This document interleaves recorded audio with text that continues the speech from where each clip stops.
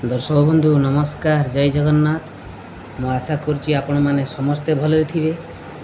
आज पुणी एक नुआ वीडियो नहीं मुझे उपस्थित, कारण मो चैनल बहुत कमेंट्स आसूची। व्यूअर्स माने मते क्वेश्चन करुछंती फोन द्वारा कि सर आमे जो बड़ी व्यवसाय करूँ, एक्चुअली बड़ी व्यवसाय करने किसी टिप्स दिंतु जहाद्वारा आम बड़ी व्यवसायटा को संपूर्ण भाव सक्सेसफुल हो पारू। तो आज यही टॉपिक रे आपण थंबनेल देखि जानी सारे मु जो 6टी टिप्स विषय आपन कही से टिप्स गुड़ी को आपन जदि फॉलो करेंगे तेरे आप निश्चय जड़े सफल बड़ी व्यवसायी हो पारे। ये कहि बड़ी व्यवसाय गोटे संपूर्ण लाभजनक व्यवसाय।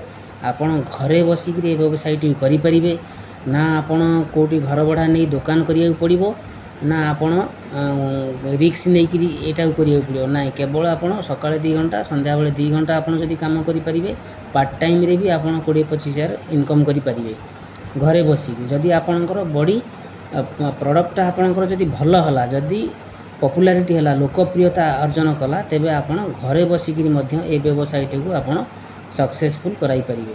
तेबे आसंतु मोर प्रथम टिप्स होची आपण जेतबळे भी बड़ी तैयारी करिया पई बिरी आणुचंदी से बिरीटी को प्रथमे देखिबे बिरीटी बड़ दाना हेतिबा दरकार, सफा बिरी हेतिबा दरकार। बिरीटी सफा एवं दाना बड़ हेतिबा दरकार। यह द्वारा आपणकर बड़ी भल कलर आसे एवं बड़ीटी हल्का रहे एवं खाइबा को स्वाद मध्य भल लागे। जदि आपण छोट बिरी आणुचंदी बा बिरीर कलर जदि भल नाही तेबे आपणकर बड़ी ठीक भाबे क्वालिटी आसीबो नाही।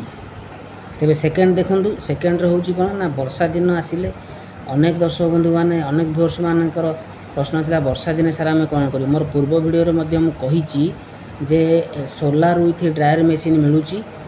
आम ओडिशा कथा मु कहबी हॉर्टिकल्चर ऑफिस रे साधारणतः एगुड़ी सब प्रोवाइड करुचंती। एबे मिलूची कि नहीं मु कहि परिबि नहीं, आपण सेति पई हॉर्टिकल्चर ऑफिस सहित जोगाजोग करि परिबे, कृषि विज्ञान केंद्र सहित जोगाजोग करि परिबे। सेही सोलार विथ ड्रायर मेसीन साहाय्य में एटा कौन मुझे फोटोटी की पोस्टिंग करछि आपण देखंतु। ए ड्रायर मेसीन द्वारा आपण इलेक्ट्रिक द्वारा जदि आपण बड़ी सुखेबे ताले ए ड्रायर मेसीन 5टी ट्रे रहउची। 5टी ट्रे द्वारा आपण प्राय हाराहारी 7 ରୁ 8 केजी बड़ी 2.5 घंटा 3 घंटा भितर सुखई पारिबे इलेक्ट्रिक द्वारा। यदि सोलार रे सुखेबा को चाहुचनी तेबे यह 6 ରୁ 7 घंटा लगी जाए। यही मेसीनटा हूँ इलेक्ट्रिक विथ सोलार। ये भिडियोटी मो भिडियोटे फोटोटी को देइछि आपण देखि नियंतु। आपणकर थर्ड हूँ जेतबळे भी आपण बड़ी पैकेजिंग करूचंदी पैकेजिंग ऊपर विशेष ध्यान दियंतु। बड़ीर पैकेजिंग रो जरीटा टिके मोटा हेतिबा दरकार एवं पैकेजिंग ऊपर आपण उद्योगर नाम लिखंतु, बड़ी कंपनी नाम लिखंतु।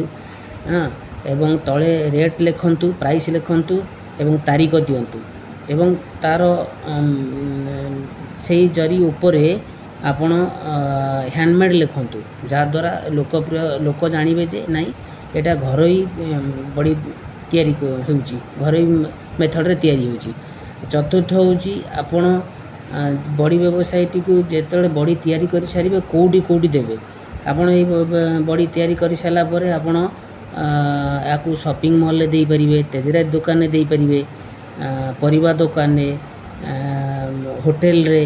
हाँ, ये सब आप मार्केटिंग करें। पंचम टिप्स होची आपण गोटे प्रकार बड़ी तैयारी करंतु नहीं। जेमिति कि प्रायतः लोक मैंने गोटे बड़ी तैयारी करी चलता जेमिति कि सादा बड़ी नहीं, सेमिति नुह। आपण सादा बड़ी करंतु, मसला बड़ी करंतु, पानी कखारू बड़ी करंतु, फूल बड़ी, मंजी बड़ी, लिया बड़ी, विभिन्न पनीपरिया बड़ी जेमिति कि मूला बड़ी, कलरा बड़ी, यही टाइप रो आपण तैयारी करी मार्केट को छाड़ी परिबे। षष्ठ टिप्स होची कोन ना आपण सब बेले परिष्कार परिच्छन्नता उपर ध्यान दियंतु।